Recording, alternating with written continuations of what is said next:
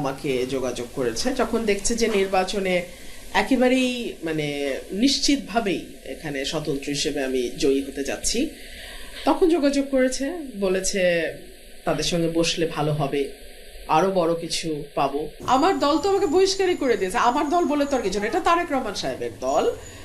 উনি তো আমাকে বহিষ্কার করে দিয়েছেন, তার আমার দল না। আমার রাজনীতি আমার দলের রাজনীতি দলের। যেই ভোটের ফেয়ার ভোটের জন্য তাদের এত লড়াই সংগ্রাম 17 বছরের, গতকালকের ইলেকশনেও তো তা বিভিন্ন জায়গায় তাদের আচার আচরণ খুব ভালো ছিল না। হ্যাঁ, আওয়ামী লীগের ছায়া তো কিছু কিছু এখনই দেখতে পাচ্ছি। কুৎসিত মন্তব্য করেছে বিএনপির পদধারী নেতারা। আমি তাদের কাছেও কৃতজ্ঞ, কারণ তারা যদি এতটা কদর্য আচরণ না করত তাহলে হয়তো আমি এত ভোটের ব্যবধানে জিততাম না। তাদের সমস্ত অন্যায়, অবিচার, অকৃতজ্ঞতা সবকিছুর জবাব দিয়ে দিয়েছে। কারণ আপনাদের যদি দলগতভাবে বিএনপি দলে আমন্ত্রণ জানায়, সেক্ষেত্রে আপনার পদক্ষেপ কি হবে? আগে আমন্ত্রণ জানাক, তারপরে দেখা যাবে।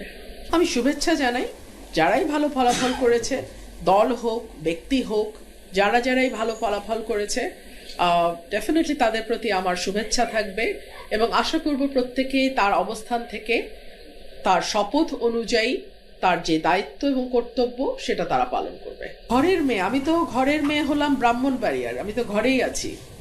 ঘরের মেয়ে তো বাইরে যায়নি। আমি যদি গিয়ে সিলেটে নির্বাচন করতাম তাহলে বলতেন ঘরের মেয়ে বাইরে গেছে। আমি ব্রাহ্মণবাড়িয়ার মেয়ে, আমি তো ব্রাহ্মণবাড়িয়াতেই আছি। আমার দল তো আমাকে বহিষ্কারই করে দিয়েছে। আমার দল বলে তো আর কিছু না, এটা তারেক রহমান সাহেবের দল। উনি তো আমাকে বহিষ্কার করে দিয়েছেন, তার আমার দল না। অভিমান শব্দটি অত্যন্ত দামি। এটা ভীষণ আপন মানুষ ছাড়া অভিমান হয় না। বিরক্তি থাকতে পারে, অসন্তুষ্ট থাকতে পারে, অভিমান কেন থাকবে? অভিমান খুব দামি শব্দ, এটা যেখানে সেখানে ব্যবহার করা যায় না।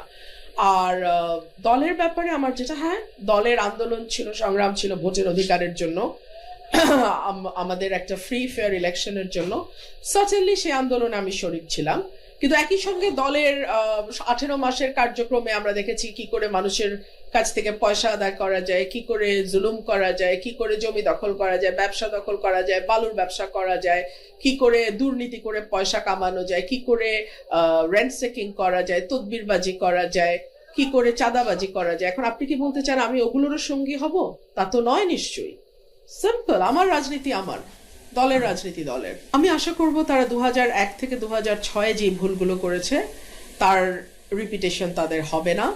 গত 1.5 বছর তারা মানুষের উপরে যেই রকম একটা নানান রকম ভাবে মানুষকে তারা বিরক্ত করেছে, সেইটার পুনরাবৃত্তি হবে না, এইটুকুই আমার আশা থাকবে। এবং যেই ভোটের ফেয়ার ভোটের জন্য তাদের এত লড়াই সংগ্রাম 17 বছরের, গতকালকের ইলেকশনেও তো তা বিভিন্ন জায়গায় তাদের আচার আচরণ খুব ভালো ছিল না। হ্যাঁ, আওয়ামী লীগের ছায়া তো কিছু কিছু এখনই দেখতে পাচ্ছি। তো আশা করবো এগুলো কম হবে, থাকবে না। আমি আমার এলাকার সাধারণ মানুষের কাছে ভীষণভাবে ঋণী, আমি দায়বদ্ধ এবং আমার সমস্ত পরিকল্পনা এখন সরাইল আশুগঞ্জকে ঘিরে হবে। আমি যেটা করেছি আমি আমার দেশের জন্য করেছি, আমি দেশের মানুষের জন্য করেছি। 5ই আগস্টের আগে আপনি ভিডিও ফুটেজগুলো দেখবেন, একমাত্র নোন ফেস কোনো দল থেকে আপনি আমার চেহারা দেখেছেন। আমি 1 তারিখ, 2 তারিখ, 3 তারিখ, 4 তারিখ, 5 তারিখ 24 সাল অগস্ট মাস আমি মাঠে ছিলাম। এখনো ভিডিওগুলো আছে, সবার কাছে আছে। সো আমি যা করেছি আমার মানুষের জন্য করেছি, আমি ভবিষ্যতে যা করব আমার মানুষের জন্যই করব। দল থেকে কি আপনার সাথে এই মুহূর্তে ইতিমধ্যে যোগাযোগ করেছে কিনা বিএনপি থেকে? জয়ের পরে করেনি, জয়ের আগে আমাকে যোগাযোগ করেছে যখন দেখছে যে নির্বাচনে একেবারেই নিশ্চিতভাবেই এখানে স্বতন্ত্র হিসেবে আমি জয়ী হতে যাচ্ছি, তখন যোগাযোগ করেছে, বলেছে তাদের সঙ্গে বসলে ভালো হবে, আরো বড় কিছু পাবো, এমপির চেয়েও বড় কিছু পাবো, মন্ত্রিত্ব আর কি হতে পারে। আমি না বলে দিয়েছি, আমি বলেছি 12 তারিখের পর যদি কথা হয় 12 তারিখের পর হবে। গতকালকে রাতেও দেখলাম কেউ কেউ ফোন দিয়েছে, হয়তো অভিনন্দন জানানোর জন্যই দিয়েছে, জানি না আমি, তবে সেই ব্যাপারে আসলে আমার কোনো আগ্রহ নাই। এমনকি আমি বলছিলাম যে যারা আমাকে ভোট দিয়েছে, যারা আমার পেছনে শ্রম দিয়েছে, যারা দিনের পর দিন রাতের পর রাত না ঘুমিয়ে কাজ করেছে এবং যারা আমাকে অর্থ সাহায্য করেছে, যারা মোটামুটি আমার এই মাঠটাকে গত 1.5-2 বছর ধরে প্রস্তুত করেছে। আমার এই ইলেকশনের প্রস্তুতি কিন্তু 22 দিন বা 25 দিনের প্রস্তুতি না। এই প্রস্তুতি আমার 5ই অগস্টের পর থেকে আমি প্রতি সপ্তাহে অন্তত 4-5 দিন এলাকায় থাকতাম। সো এই প্রস্তুতি অনেক আগের প্রস্তুতি, এবং এটা আমার নেতাকর্মীদের প্রস্তুতি। সো এই জয়টা আমার না, এই জয়টা আমার ভোটারের।